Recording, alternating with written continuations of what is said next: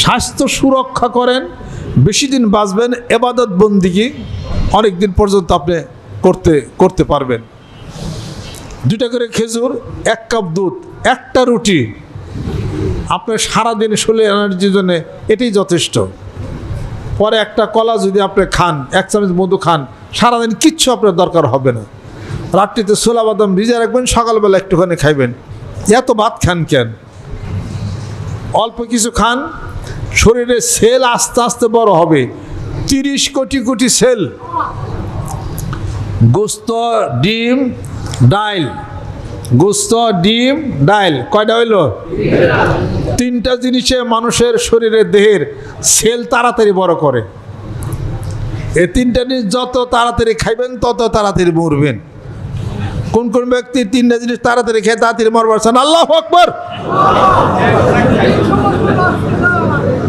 হাতটা নাই না, এত চালাক আপনারা। শোনেন, ডাল, গোস্ত, ডিম, এই 3টা জিনিস যদি খান, আপনি যা সাধনা করতেছেন পাইবেন, কিছু পাইবেন আর কি। এরা সাধনায় ফল ভালো পাবেন না। এই 3টা জিনিস হলো উদ্দীপক। এটা এটা এটা খাওয়া চলবে না। এটা খাবেন একটা বেশি, সেটা হলো দুধ আর মধু। দুধ আর মধু খাইলে আত্মার শক্তি বাড়ে।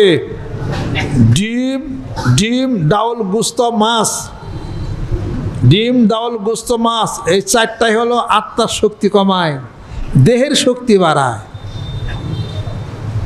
এগুলো লিখে লোকে নিয়ে যান। মাছ বন্ধ করুন, ডাল বন্ধ করুন, গোস্ত বন্ধ করবেন, ডিম বন্ধ করবেন। এই 4টা কিছুদিন, 40 দিন, তারপরে কিছু কিছু খাইবেন। দিনে খাবেন, রাতে খাবেন না।